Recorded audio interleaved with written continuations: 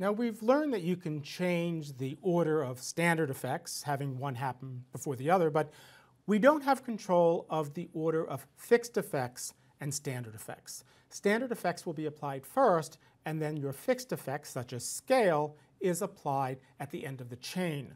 Now this could be problematic in some situations when you want to be able to control the scale at an earlier part of the effects chain.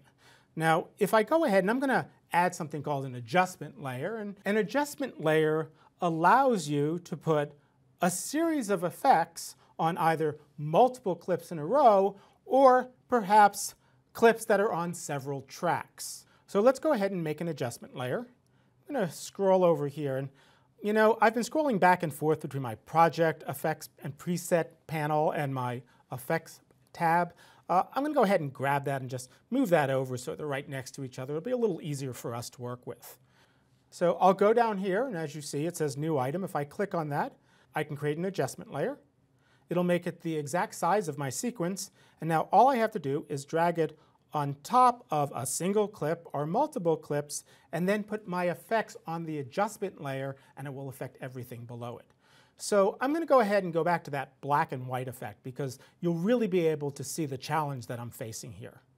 So once again, I'm going to switch over to my Effects tab, type in black, and drop on black and white. So that's great.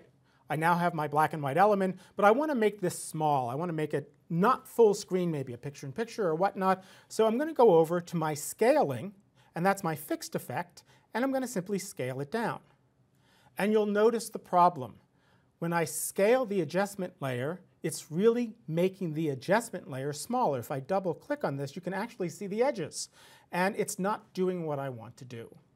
So the solution is, if there are times when the fixed effect is not in the right order for your effect stacking, instead of using a fixed effect, you can substitute a standard effect. And the standard effect that you can substitute would be the transform effect. So let me go ahead and undo that scale, Control-Z or Command-Z on a Macintosh. And instead of scaling there, I'm going to click over here and type the words transform. And if I throw the transform effect on top of my adjustment layer, you can see that I have a lot of the same controls that I did in my fixed effects. For instance, I can scale it. Now, if I scale it, I'm scaling height and width separately. So one of the easiest things to do is I'll type in a number, in this case 50%, and then I'll go ahead to my width and type in 50%. And as you see, now when I scale it and apply the black and white, it does the exact thing that I want it to do. Don't be upset if your fixed effect of scale or rotation or position messes up your effect chain. Go ahead and try the transform effect, and that should solve your problem.